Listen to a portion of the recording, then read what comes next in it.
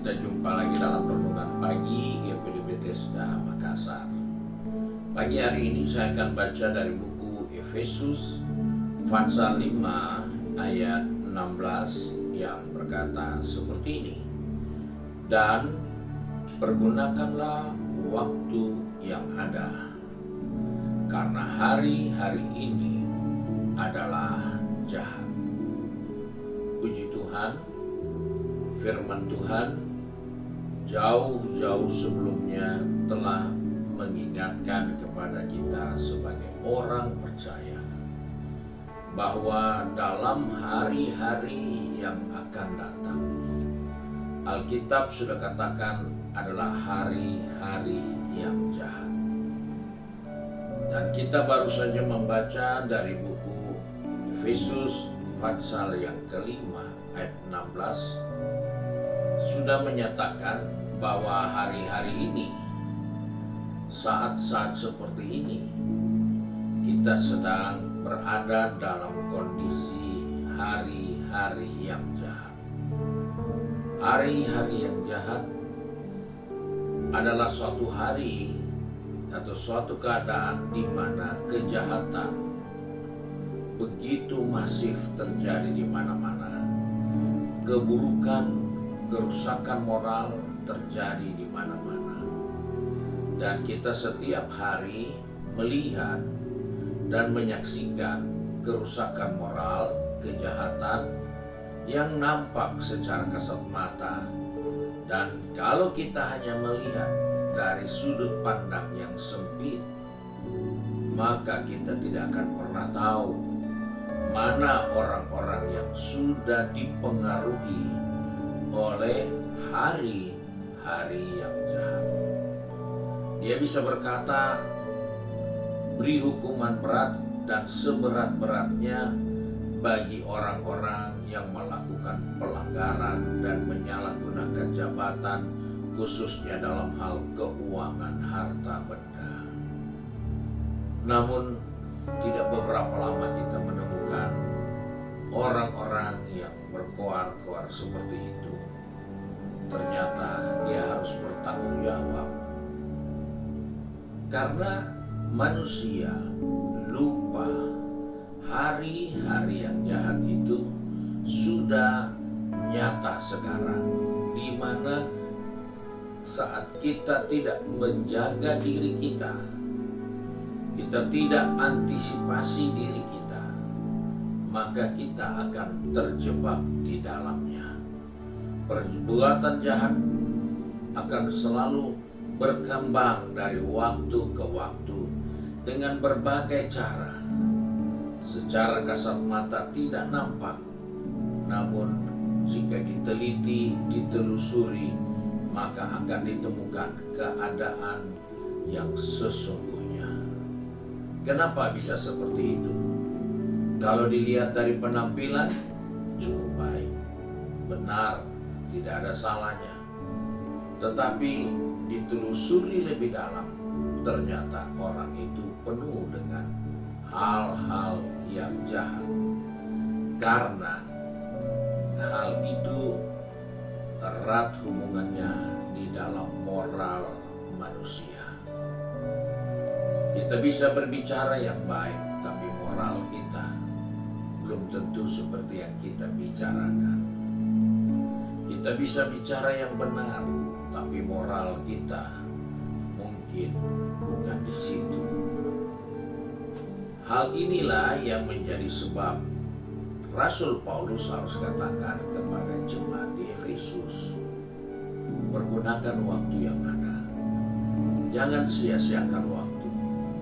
Karena hari-hari ini kejahatan begitu masif. Maksudnya, kalau mau baik, pergunakanlah waktu yang ini. Karena ketika kita terlambat jadi baik, maka kita akan jadi cepat rusak. Persoalannya di situ. Pergunakanlah waktu yang ada. Jika tidak digunakan waktu itu, maka kita akan cepat menjadi rusak. Karena tidak menggunakan waktu di tidak menggunakan kesempatan, tidak menggunakan waktu yang diberikan kepada kita sambil melihat bagaimana kita membawa hidup ini. Karena kita cenderung menganggap waktu itu berjalan dan tidak ada pengaruhnya dengan hidup ini. Karena kita setuju atau tidak setuju, besok pasti ada matahari lagi. Lusa akan ada matahari lagi. Walaupun ada hujan, tetap mesti ada matahari. Sehingga hari berjalan begitu saja, tanpa kita gunakan waktu yang ada di dalamnya. Sehingga kita tidak mampu merubah diri kita. Kita tidak mampu menjadi lebih baik dari hari-hari yang lalu. Kita tidak mampu untuk mencapai tujuan rencana awal kita jadi orang percaya. Karena kita lupa waktu atau hari-hari yang ada ini adalah hari-hari yang jahat. Karena itu perhatikan dan jangan kita bodoh, tetapi supaya kita mengerti kehendak Tuhan. Orang yang mengerti kehendak Tuhan, dia tahu apa yang baik, yang berkenan, dan yang sempurna. Karena orang tidak mengerti kehendak Tuhan, dia tidak bisa bedakan yang mana yang baik, yang benar, dan yang sempurna.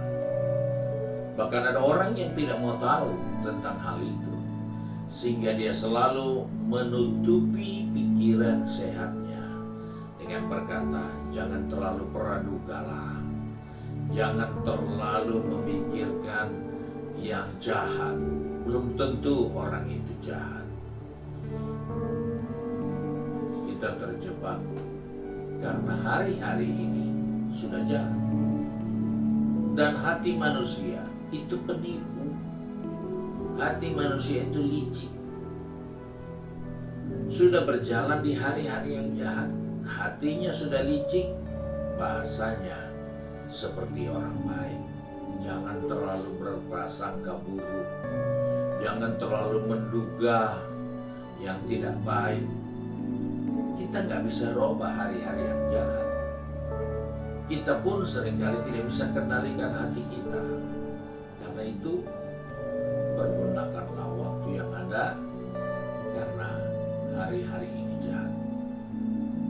Tidak ada hari yang baik di luar kita menggunakan waktu untuk kita jadi lebih baik. Tidak ada hari yang akan membuat kita jadi baik tanpa kita menggunakan waktu yang ada di dalam hari itu untuk jadi lebih baik. Ini yang Tuhan ingatkan.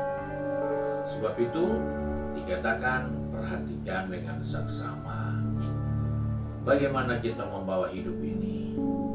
Karena hari-hari ini adalah hari-hari yang jahat. Tuhan selalu mau melindungi kita dari yang jahat. Tuhan selalu mau membawa kita di jalan yang benar. Tetapi hati kita yang seringkali menyimpan kejahatan dalam diri kita, hati kita yang selalu membawa diri kita untuk jauh dari rencana Allah.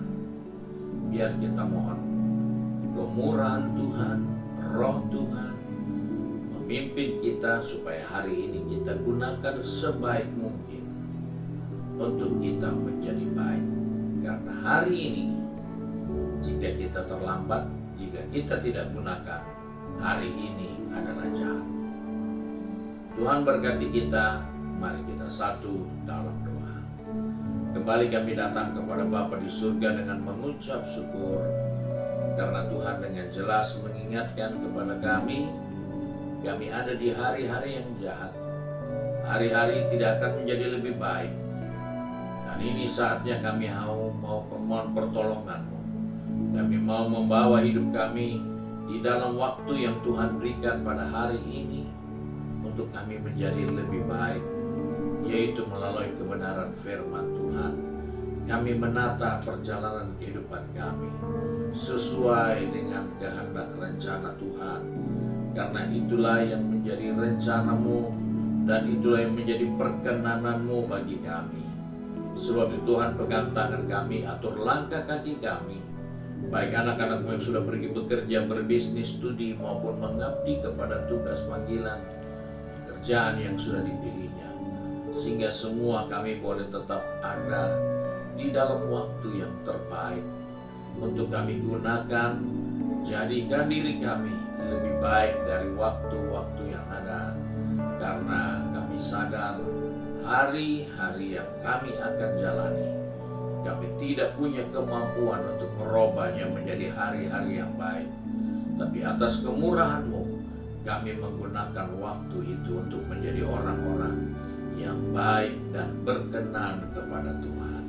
Terima kasih Bapa untuk kebenaran firman-Mu. Sebab itu kami bersyukur dan berdoa di dalam berkat nama Tuhan Yesus Kristus, Juru Selamat kami. Haleluya. Amin. Puji Tuhan. Tuhan Yesus memberkati kita dan selamat.